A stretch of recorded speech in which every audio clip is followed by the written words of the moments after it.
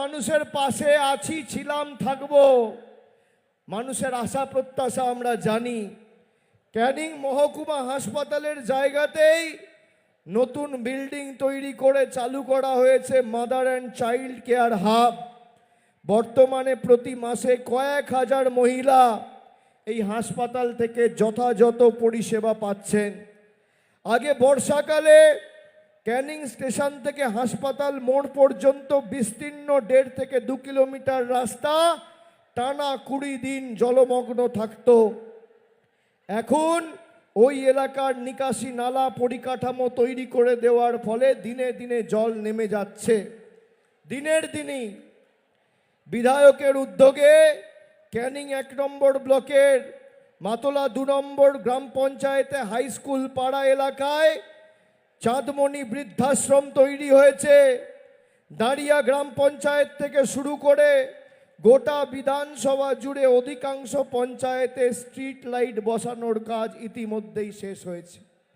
আমি এই তথ্যগুলো আপনাদের কেন দিলাম, তার কারণ কোনো রাজনৈতিক দল যদি নির্বাচনের প্রাক্কালে মানুষের কাছে গিয়ে সভা করে, তার দায়িত্ব কর্তব্য মানুষকে পুঙ্খানুপুঙ্খ হিসেব দেওয়ার।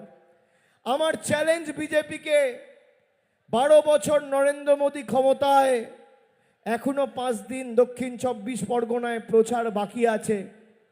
আপনারা আপনাদের 12 বছর মোদীর রিপোর্ট কার্ড নিয়ে আসুন, আর আমি 15 বছর মমতা ব্যানার্জির রিপোর্ট কার্ড নিয়ে আসছি। একদিকে আমি পরে থাকবো, আর অন্যদিকে বিজেপির নেতারা থাকুক। পয়সা ক্যানিংয়ের জন্য 12 বছরে মোদী সরকার দিয়েছে, মানুষের কাছে হিসাব দিক।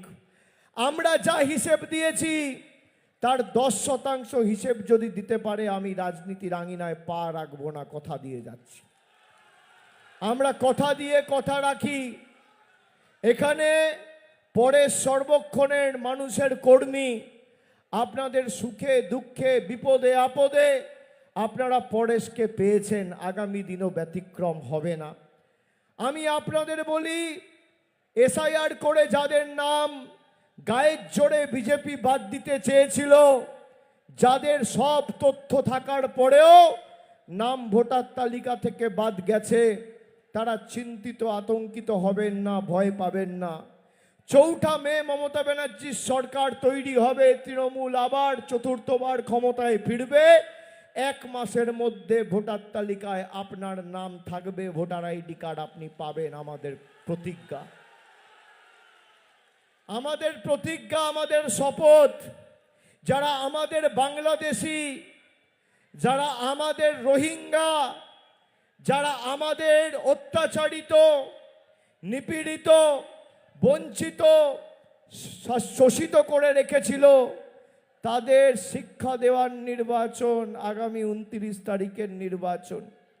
লাইনে দাঁড়িয়ে আগামী দিন কষ্ট হলেও ভোটটা দিতে হবে। গতকাল প্রথম দফার নির্বাচন ছিল, বিজেপি ভোকাট্টা হয়ে গেছে। আর 29 তারিখ যেটুকু রয়েছে আবর্জনা, ছাইপাস, অবশিষ্ট, আমরা ঝেঁটিয়ে বিদায় করে দক্ষিণ 24 পরগনা, বাকিটা বঙ্গোপসাগরে বিসর্জন দেব। যারা আমাদের কথায় কথায় লাইনে দাঁড় করিয়েছে, কখনো নোটবন্দির লাইন, কখনো এসআইআর এর লাইন, কখনো লকডাউনের লাইন, কখনো এলপিজির লাইন, আগামী দিন কষ্ট হলেও জবাবটা লাইনে দাঁড়িয়েই দিতে হবে। লাইনের জবাব লাইনেই হবে। আর মায়েরা, আপনারা কেউ চিন্তা করবেন না, যত দিন তৃণমূল বাংলায় থাকবে আজীবন আপনারা লক্ষ্মীর ভাণ্ডার পাবেন। আমাদের প্রতিজ্ঞা, শপথ।